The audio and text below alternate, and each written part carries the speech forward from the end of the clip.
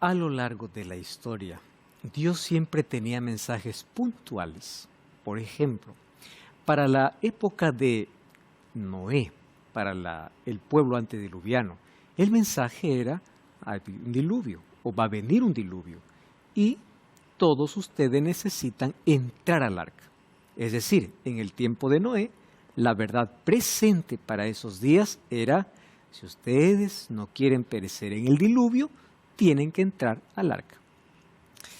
¿Cuál era el mensaje presente en los días de Juan el Bautista? En los tiempos de Juan el Bautista, él fue enviado para preparar el camino para la venida de Jesús. El mensaje o la verdad presente para ese tiempo era que Jesucristo estaba viniendo o había llegado para poder comenzar a hablar acerca del reino de los cielos. He aquí el Cordero de Dios que quita el pecado del mundo. Juan el Bautista tenía una verdad presente para su tiempo. El Cordero de Dios ya está con nosotros. En el tiempo de los profetas Jeremías o del profeta Jeremías, el mensaje o la verdad para ese tiempo era: ustedes tienen que confiar en Dios y tienen que hacer lo que Él os pide. Y si en su voluntad está que ustedes puedan rendirse a Babilonia, háganlo. Por favor, no desobedezcan la orden de Dios. Y la pregunta es: ¿hay un mensaje presente para el tiempo del fin, para nosotros? ¿Una verdad urgente? Pues sí lo hay. Y ese último mensaje lo encontramos en el libro de Apocalipsis. Así que hoy hablaremos un poco sobre esa verdad presente. Bienvenido, está comenzando Biblia Fácil. Este es nuestro último encuentro de esta serie, de esta temporada, Respuestas. La pregunta de hoy: ¿cuál es la verdad presente para nuestros días? La respuesta aquí, en la Biblia. Un grande abrazo para ti, gracias por acompañarnos y por habernos permitido durante toda esta serie no solamente acompañarte, sino juntos aprender. Y hemos aprendido lecciones preciosísimas que sin duda fortalecen nuestra relación con Dios y nuestra vida espiritual. Bienvenido una vez más.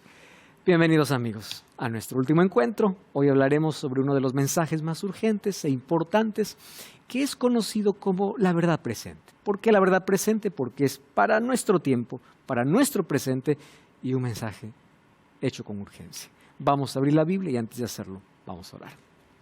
Querido Dios, queremos agradecerte por esta oportunidad que tenemos de abrir tu palabra.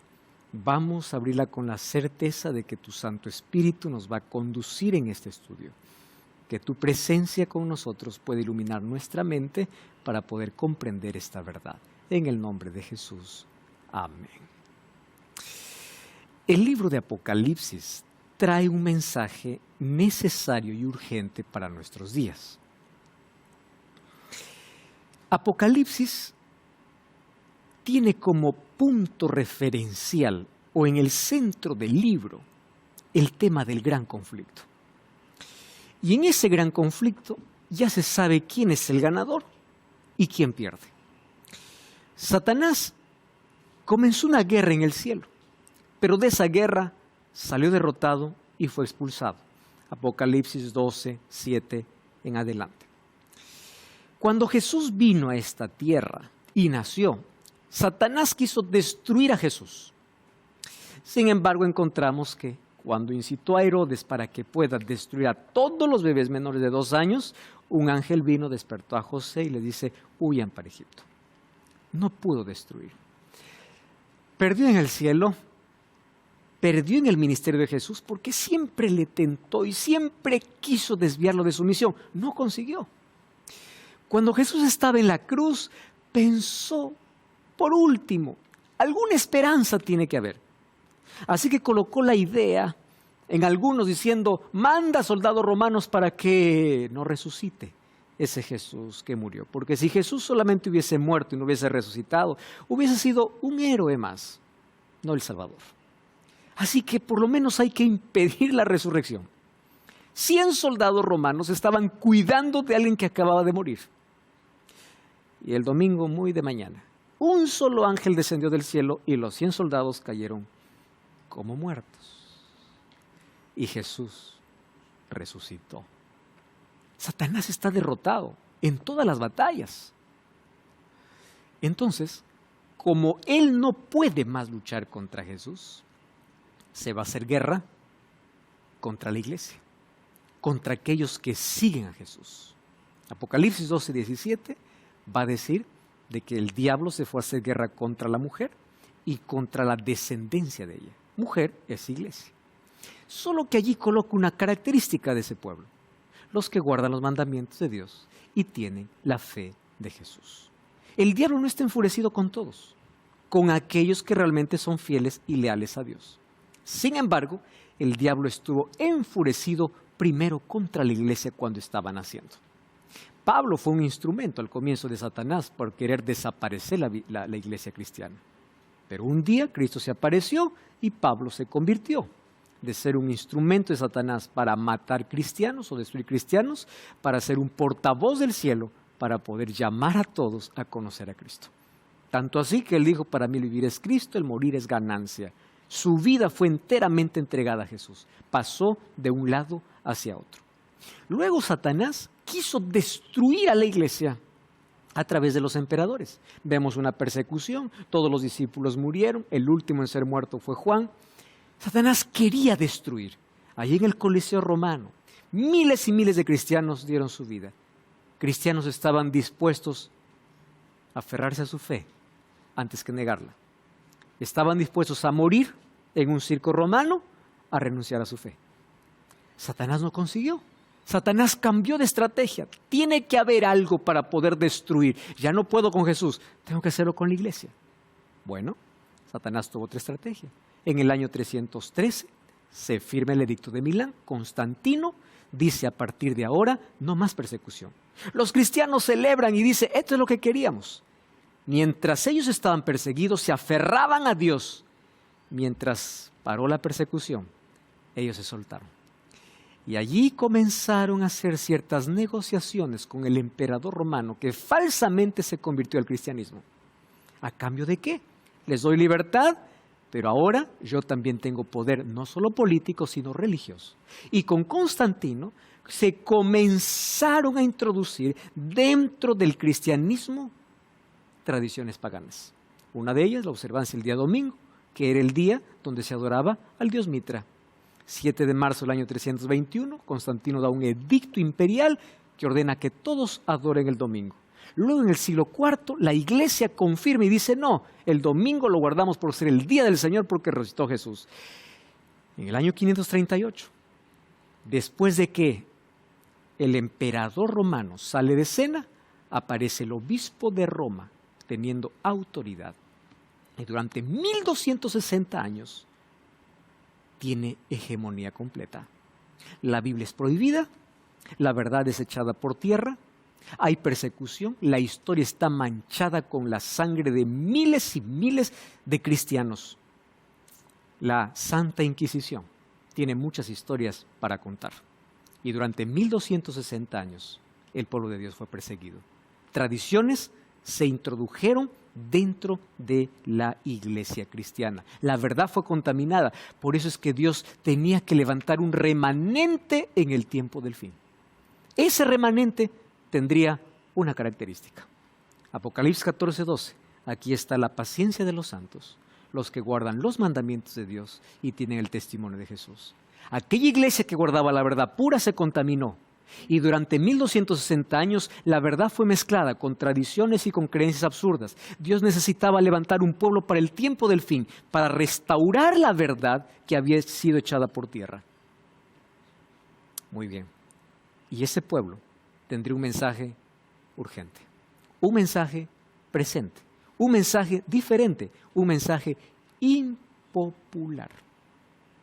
Y ese mensaje lo encontramos en Apocalipsis capítulo 14.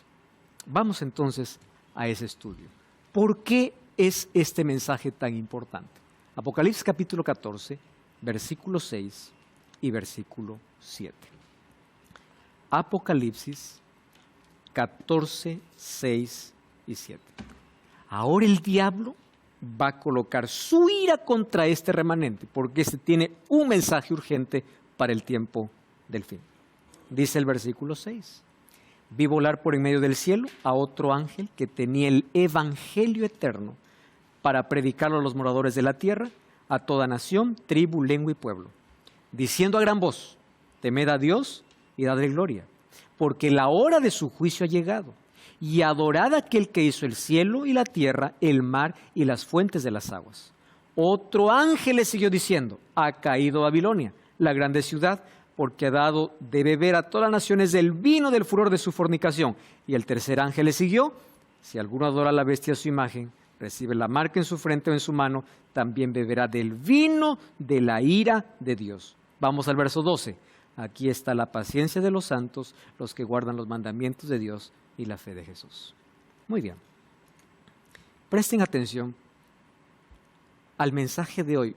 A la verdad me voy a enfocar solo en la verdad presente. Me gustaría que tú puedas acompañar.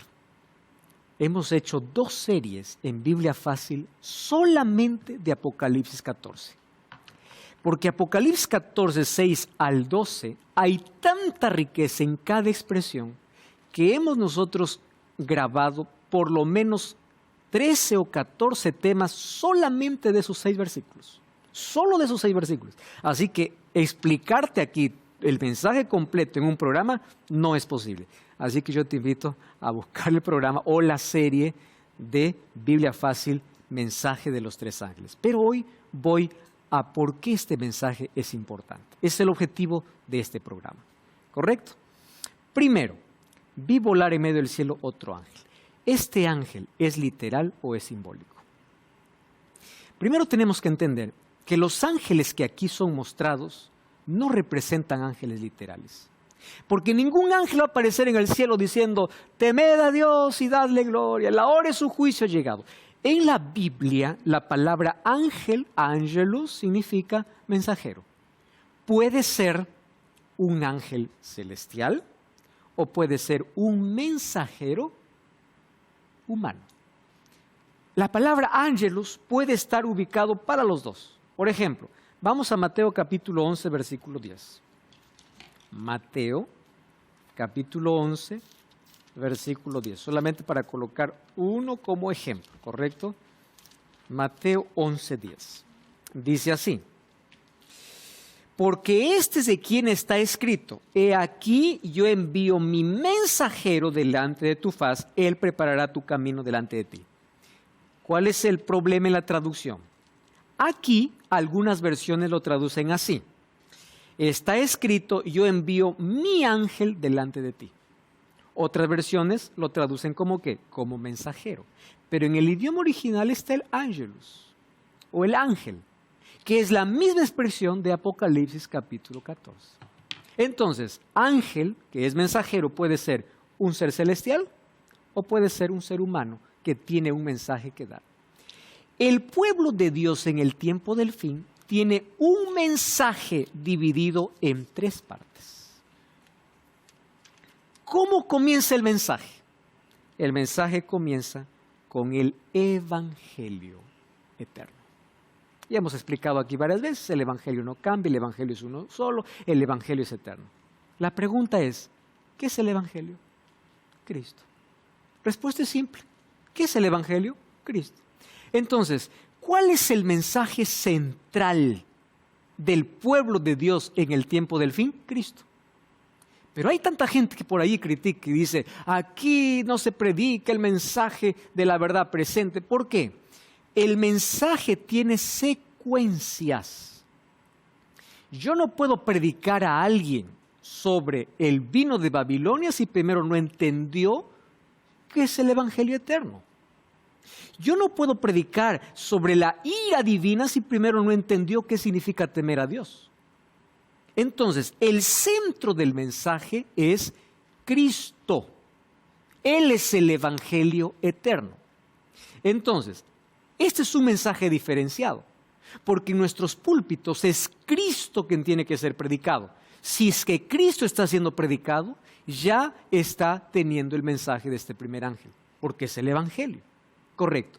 Pero ¿cómo debe ser presentado Cristo? Cristo debe ser presentado como Salvador, como Creador, como Rey, como Sacerdote, como aquel que lucha y vence, como general. O sea, Jesús tiene que ser presentado de manera completa. ¿Correcto? El mensaje es Cristo. Muy bien. El mensaje no es, ven, aquí tienes más dinero, no es, aquí hay prosperidad, no. El mensaje es Cristo. Muy bien. Si el mensaje es Cristo y es dado por este pueblo en el tiempo del fin, que fue llamado para restaurar la verdad que había sido pisoteada por mucho tiempo, este pueblo tiene un mensaje diferenciado, teniendo como centro a Cristo, pero el mensaje tiene secuencias. Primero te presento a Cristo y luego te presento qué tienes que hacer, cuál debe ser tu respuesta al Evangelio eterno. Muy bien, ¿cuál es la respuesta al Evangelio eterno? Si yo te muestro quién es Jesús, tú necesitas hacer 3 cosas. ¿Cuáles son esas 3 cosas? Hay 3 imperativos. Teme a Dios. ¿Cuál es la segunda? Da gloria a Dios. ¿Y cuál es la tercera? Adora a Dios. Entonces, los 3 imperativos son la respuesta ¿a qué? Al Evangelio.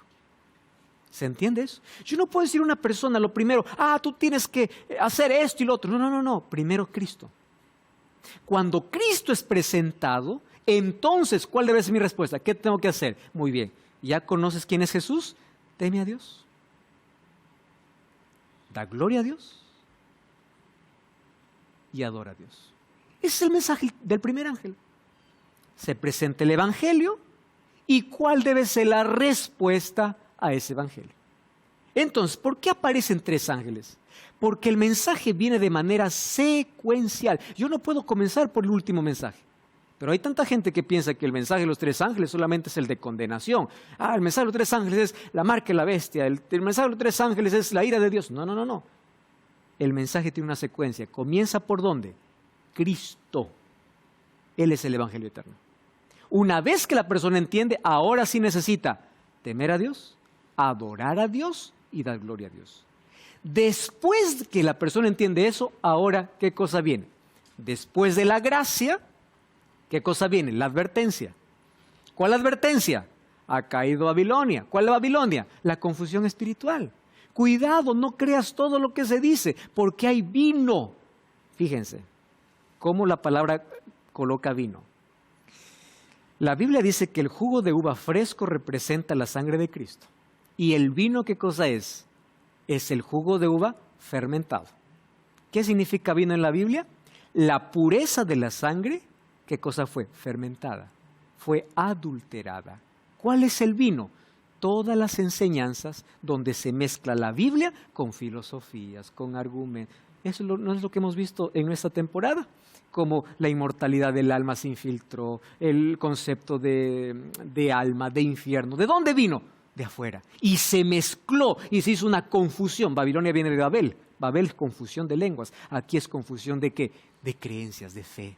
Todo se mezcla.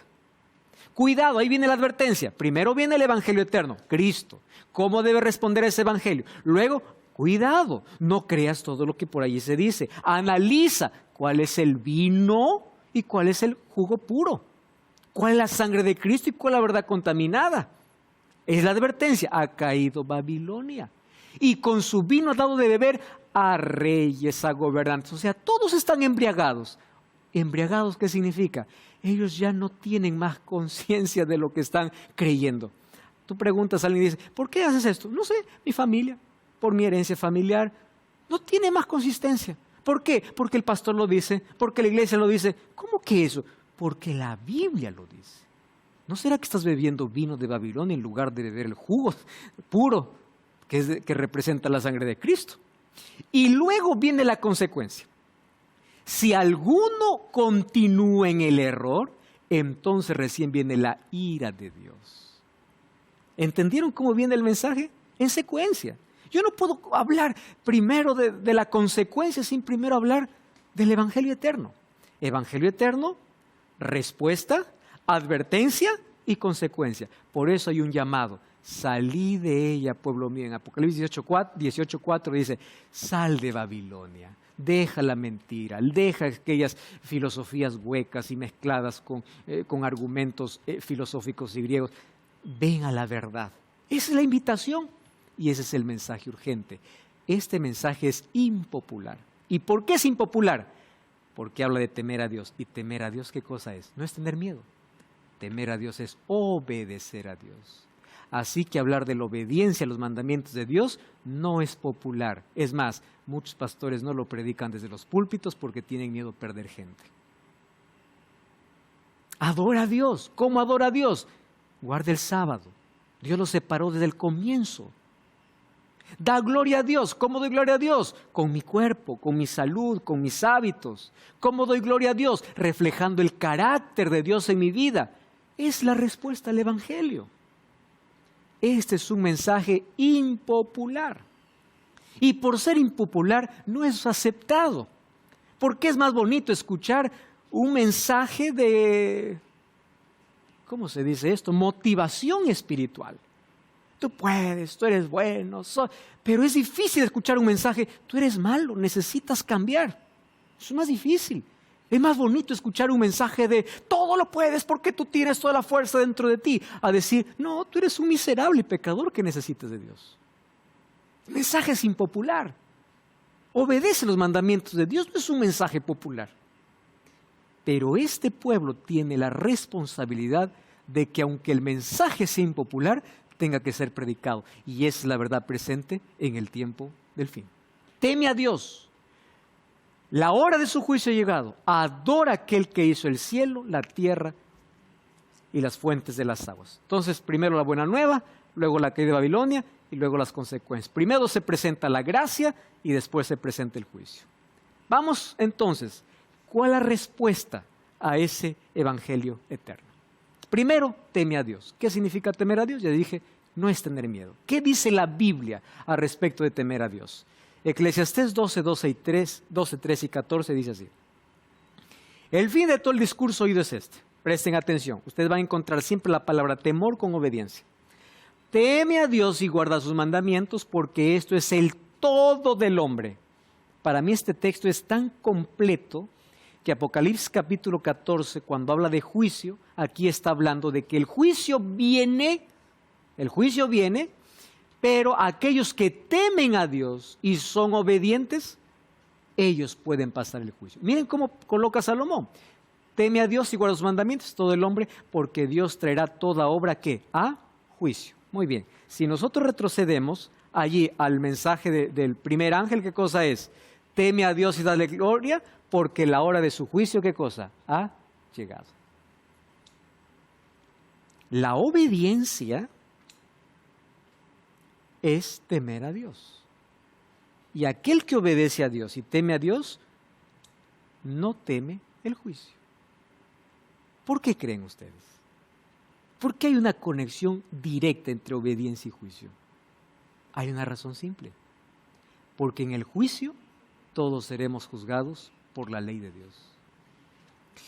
Ustedes saben que el diablo odia tanto la ley de Dios, justamente por esa razón, porque seremos juzgados por ella. De eso lo vamos a ver de aquí dentro de poco. Muy bien, el Evangelio eterno incluye entonces observar la ley de Dios, que es la expresión del carácter de Dios. No es contraria a la gracia, ya lo hemos visto aquí, nos lleva a reconocer nuestra necesidad de la gracia divina y por la fe no anulamos la ley. Deuteronomio 10, 12 y 13. Israel, ¿qué pide Dios de ti? Otra vez, que temas a Jehová tu Dios. ¿Y qué significa temer a Dios? Andes en sus caminos, que lo ames, que lo sirvas con todo tu corazón y con toda tu alma, que guardes los mandamientos de Jehová que yo te prescribo hoy para que tengas prosperidad. Temor a Dios no es tener miedo a Dios. Temor a Dios, guardar sus mandamientos, es andar en sus caminos, es amarlo, es servirlo con todo corazón y con todo el alma. ¿Qué es temer a Dios? Deuteronomio 13:4. En pos de Jehová vuestro Dios andaréis y a Él temeréis. La palabra temer está asociada a la palabra caminar con Él. Guardaréis sus mandamientos, escucharéis su voz, a Él serviréis y a Él seguiréis.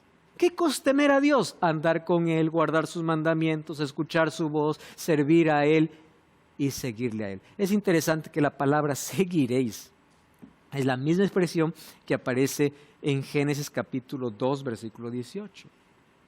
Cuando dice que el hombre, 18 al 24, Génesis 2, 18 al 24, cuando dice que el hombre se unirá a su mujer y serán una sola carne. Esa palabra unir es más o menos como pegar. Es la misma idea de aquí. Temer a Dios significa guardar sus mandamientos, escuchar su voz y a Él seguir. La palabra seguir es andarás pegado a Él, unido a Él. Porque la misma expresión que se usa en Génesis 2, se usa también en Deuteronomio capítulo 13, versículo 4. Temer a Dios, ¿qué cosa es? Ama a Dios. Pero nadie dice, yo amo a Dios y lo desobedezco. Jesús dice, si me amas, guarda mis mandamientos. Por eso el amor está ligado ¿a qué? A la obediencia. Está conectado. ¿Estás entendiendo la necesidad de entender la verdad presente en el tiempo del fin? La verdad presente para nuestro tiempo. Necesitas abrir la Biblia. Para eso yo quiero colocar en tus manos una revista, la revista En la Mira de la Verdad. Aquí tú vas a encontrar temas esenciales para que podamos comprender mejor el plan de salvación. De esa manera podemos ser fieles y obedientes a Dios en todo lo que Él nos pide en su palabra. Solicítalo totalmente gratis a nuestro WhatsApp más 5512 98 100 14 60. Es totalmente gratis, así que puedes ahora mismo solicitar la revista Esperanza en la Mira de la Verdad. Muy bien, hoy estamos hablando sobre la verdad presente, la verdad urgente, la verdad para nuestro tiempo, la verdad que debe ser proclamada antes que Jesús regrese. Vamos a continuar. Hasta aquí hemos visto que temer a Dios significa obedecer a Dios, amar a Dios, servir a Dios, reverenciar a Dios. El Evangelio eterno es Cristo. Cristo es el Evangelio. Muy bien. Es eterno porque incluso antes de que Dios pueda crear al ser humano, ya había un plan de salvación. Antes de que Dios diga haya luz, se dijo haya cruz. Y dice la Biblia que el Cordero fue muerto desde antes de la fundación del mundo. Eso significa que allá había un plan de rescate. Por eso que el Evangelio es Cristo. Es Cristo. La respuesta, ¿qué hago cuando yo comprendo quién es Cristo? O le obedezco, guardo sus mandamientos, lo amo, lo sirvo, doy gloria a Dios y lo adoro como Él me pide. Ahora, ya hemos descubierto que es temer a Dios, ahora vamos a la siguiente parte. La hora de su juicio ha llegado. Les voy a hacer una pregunta. Este mensaje del primero, segundo y tercer ángel se está predicando antes de que Jesús venga, porque es el último mensaje de advertencia al mundo, ¿correcto? Y si ustedes se dan cuenta, hay un detalle en ese mensaje. No dice la hora de su juicio llegará. Dice la hora de su juicio ha llegado.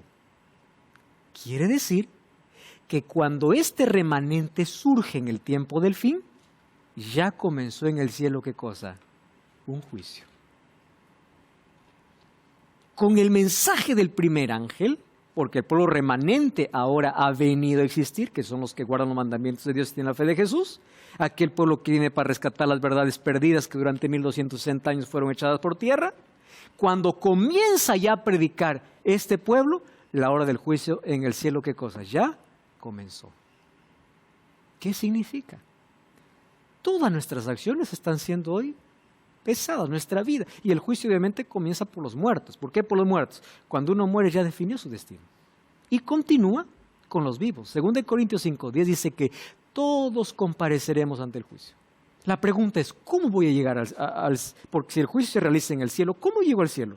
¿Acaso alguien va a decir, a ver ahora Joel, sube, vamos a analizar tu vida? ¿Cómo? Nosotros llegamos ante el tribunal divino a través de los registros de nuestra vida. Porque todos los días se está registrando nuestras acciones, nuestras actitudes, nuestras palabras. Jesús nos dijo, cuídate de poder hablar mal contra tu hermano. Y si alguien dice a su hermano necio, será culpado en el juicio, porque por vuestras palabras seréis justificados o por vuestras palabras seréis juzgados. Nuestras palabras, nuestras intenciones, nuestras acciones, a través de registros, llegan ¿a dónde? Ante el tribunal divino. Así que todos pasamos por un juicio. Entonces, en este juicio se determina quién se salva, quién se pierde. Se determina quién realmente es creyente y quién no, porque hay algunos que pueden tener la máscara pero no son. ¿Quién de los muertos resucita en la primera resurrección y quién resucita en la segunda? Todo se define ¿dónde? Ahora, porque la hora de su juicio ha llegado. ¿Cuándo comienza ese juicio? Vamos a Daniel. Vamos, Daniel capítulo 7. Daniel capítulo 7. Vamos a leer versículo 9 y versículo 10. Estuve mirando hasta que fueron puestos tronos.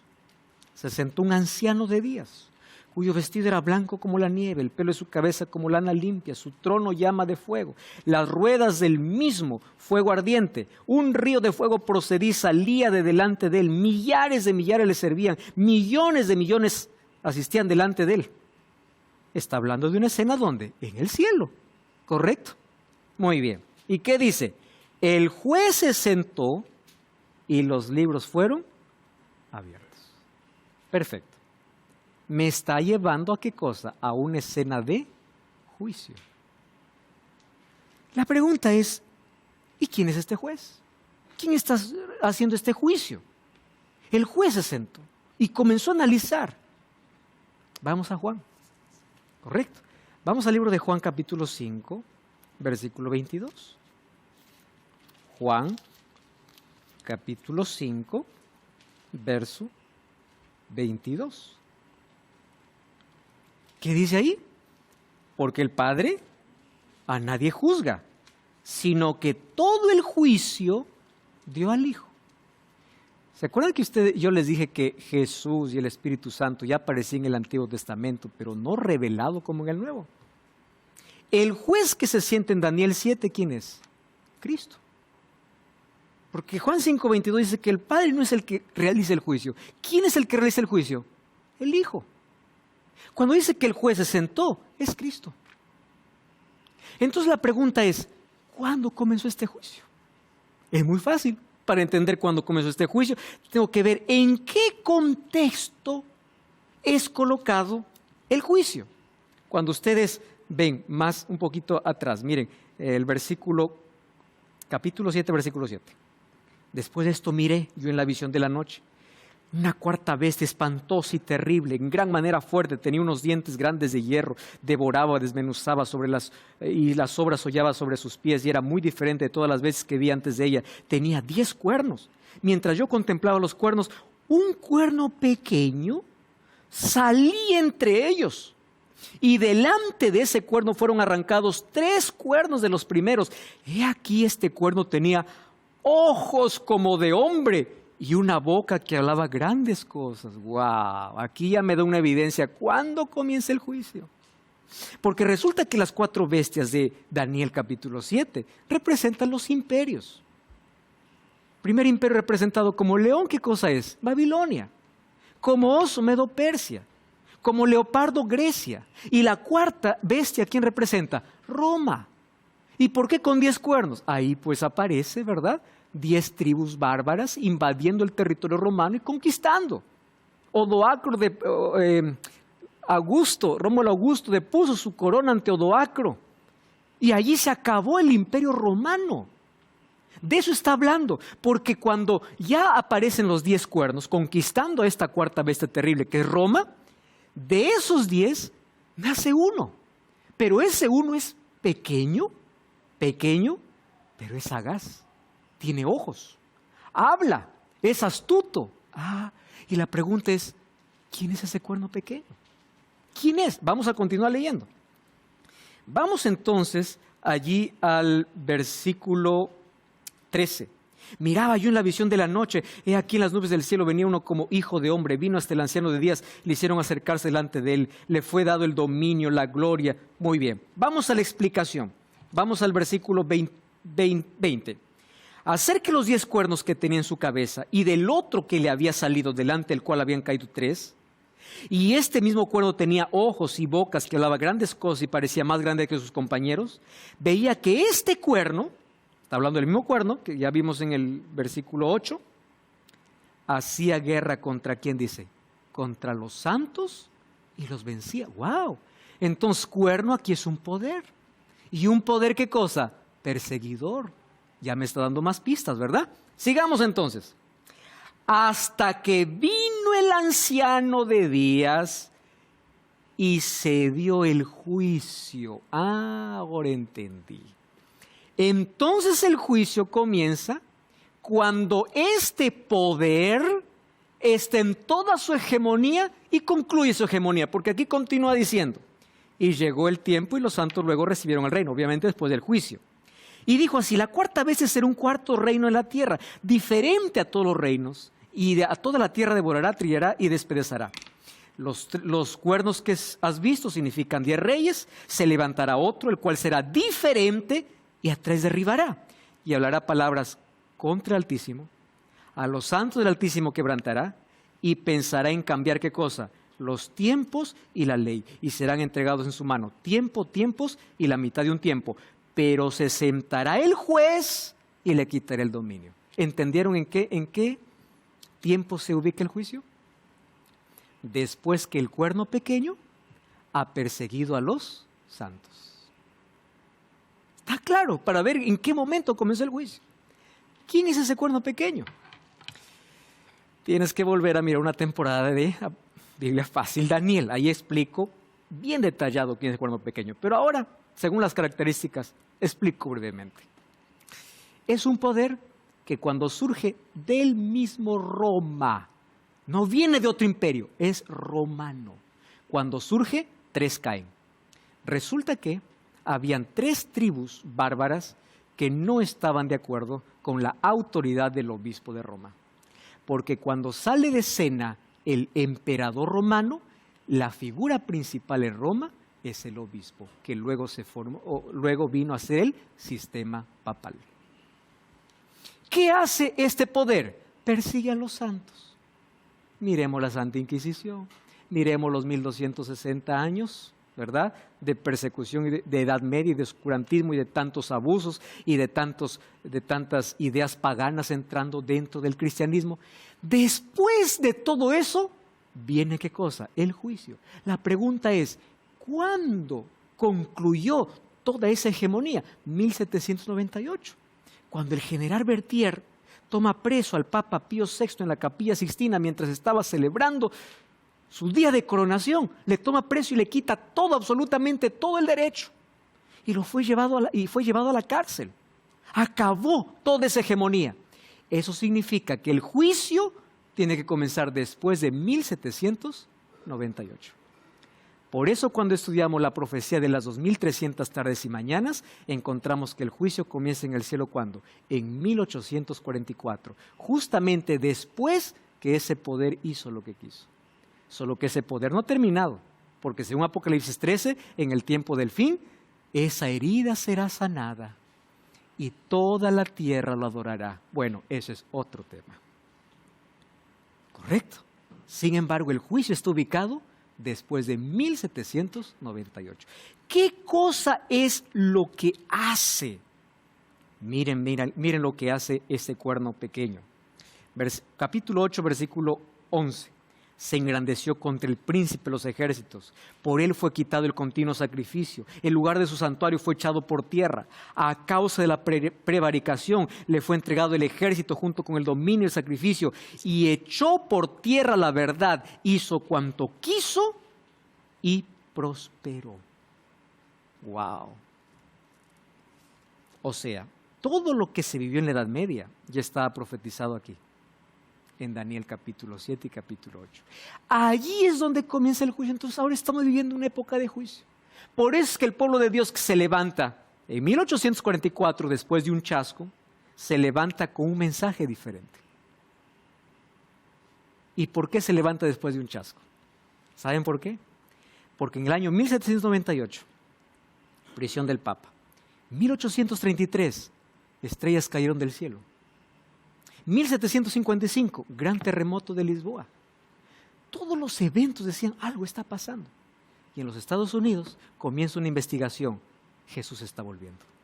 Y llega la profecía de las 2300 tardes y mañanas.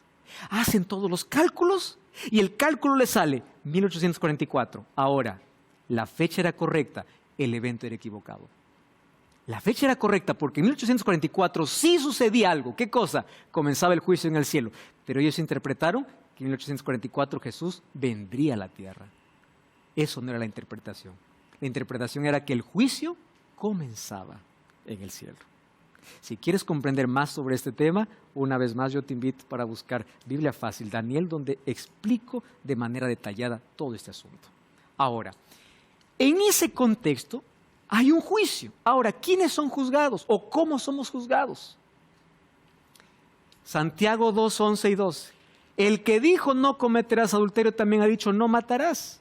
Ahora bien, si no cometes adulterio pero matas, ya te has hecho transgresión de la ley. Así hablad y haced como los que habéis de ser juzgados.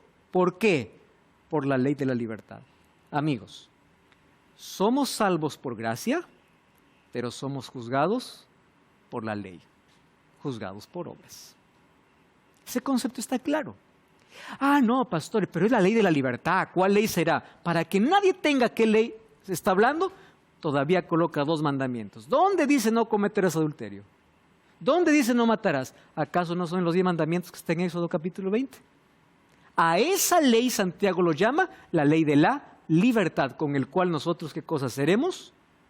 Juzgados. Adora al Creador, es el otro mensaje.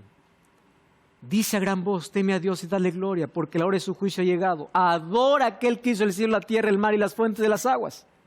Yo ya leí este texto con ustedes, ¿se acuerdan? Cuando dice adora a aquel que hizo el cielo, la tierra, el mar y las fuentes de las aguas, es exactamente lo que dice Éxodo 28 al 11 cuando habla del sábado. Acuérdate del sábado para santificarlo, 6 días trabajarás y harás toda tu obra. Y en el versículo 11, ¿qué cosa dice? ¿Por qué tienes que guardar el sábado? Porque tienes que adorar al Creador que hizo el cielo, la tierra, el mar y las fuentes. Exactamente lo que dice Apocalipsis 14:7. ¿Qué significa adorar a Dios?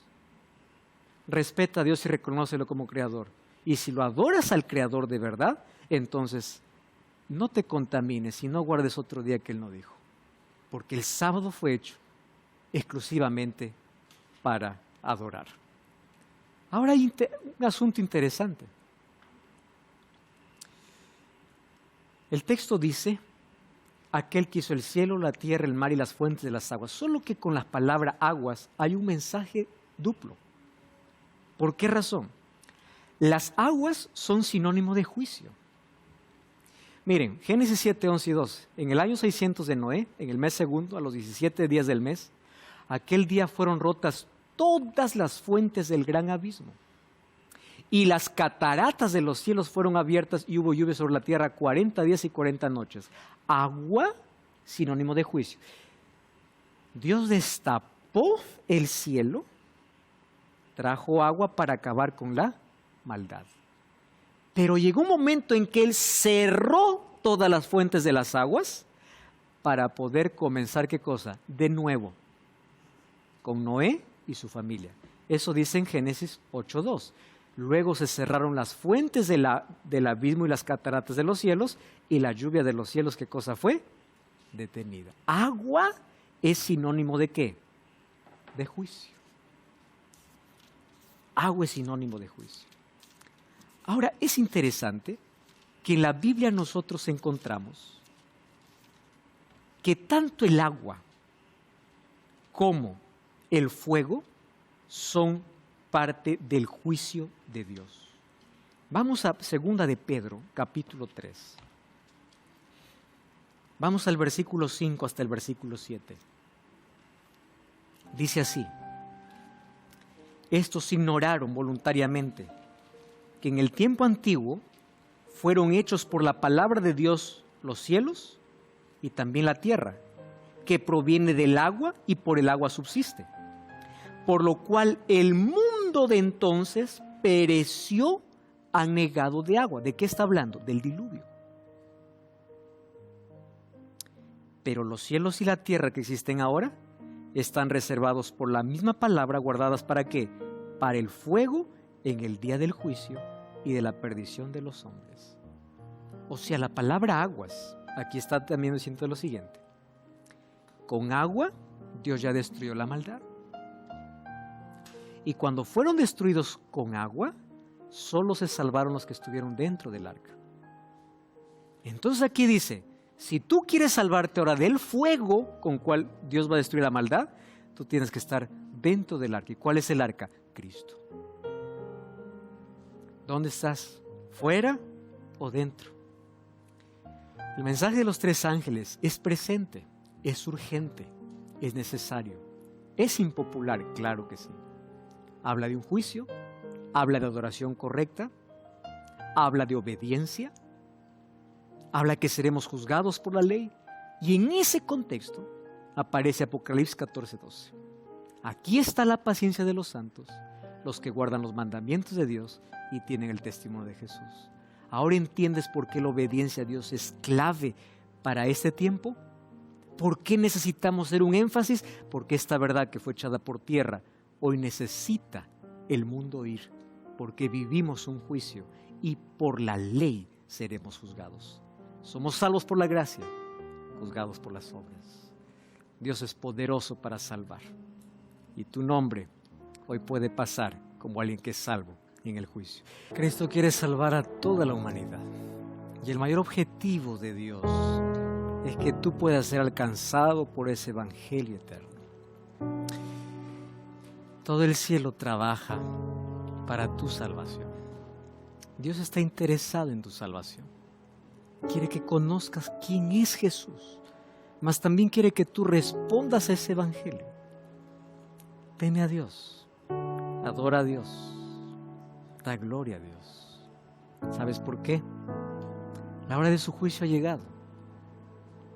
Pronto Cristo volverá y tú necesitas posicionarte de un lado, o de aquellos que se salvan, o de aquellos que rechazan la salvación. En medio de todo este mensaje y este conflicto, aparece un pueblo remanente que restaura la verdad, que predica un mensaje incómodo, impopular, pero que es necesario, porque es una verdad presente para nuestro tiempo. Por eso Apocalipsis 14:12, en el mismo capítulo donde aparecen esos tres ángeles, dice, aquí está la perseverancia de los santos, los que guardan los mandamientos de Dios y tienen el testimonio de Jesús. Ahora que comprendiste que somos salvos por la gracia de Dios, pero la gracia produce frutos. Por medio de la fe hay obediencia. Nuestra vida se coloca en armonía con su palabra. La pregunta es, ¿tú continuarás siendo indiferente? ¿Continuarás en la indiferencia? ¿Continuarás aferrándote a tus tradiciones? ¿Continuarás aferrándote a tu herencia familiar? ¿Continuarás aferrándote a aquello que sabes que no está bien? Es hora de tomar posición de un lado. Y no existe nada mejor que posicionarse del lado de Cristo. Por eso su palabra es clara. Ven a mí como estás. Pero cuando vas a Él, Él te transformará. Nunca tengas miedo de dar un paso de fe, porque aquello que tú no puedes hacer, Él lo puede hacer. Dios no te preguntó si puedes. Él te pregunta, ¿quieres? Porque si tú quieres, yo puedo. Entrégate a Jesús. Ora conmigo. Gracias, Señor, porque durante toda esta serie comprendimos más tu amor y tu palabra. Ayúdanos a aceptar la verdad y a posicionarnos de parte de la verdad. Que nuestras decisiones no sean por emoción, sino por convicción, teniendo una base sólida que es tu palabra. Danos tu bendición. Acepta nuestra entrega. Ayúdanos a tomar una decisión firme para estar contigo. En el nombre de Jesús. Amén. Te invito como siempre a buscar una iglesia adventista el séptimo día. Allí te espero. Si Dios lo permite, nos vemos en la próxima temporada. Hasta la próxima. La verdad me gustó la experiencia, bastante increíble, la verdad. Con el pastor Joel presente, es un gran pastor. Me voy con un montón de aprendizaje, y espero al decir esto no emocionarme porque tengo una facilidad para emocionarme impresionante, pero estoy ahí, estoy al límite. Oh, es una experiencia maravillosa, única. Creo que, bueno, cuando conocí al pastor Joel, cuando empecé a estudiar Biblia Fácil, dije, quiero estar ahí, yo tengo que estar ahí. Y bueno, Dios me trajo hasta acá, me llevo la mejor experiencia de mi vida. He aprendido más cosas que te sirven de repente para rebatir a otras personas y enseñarles también.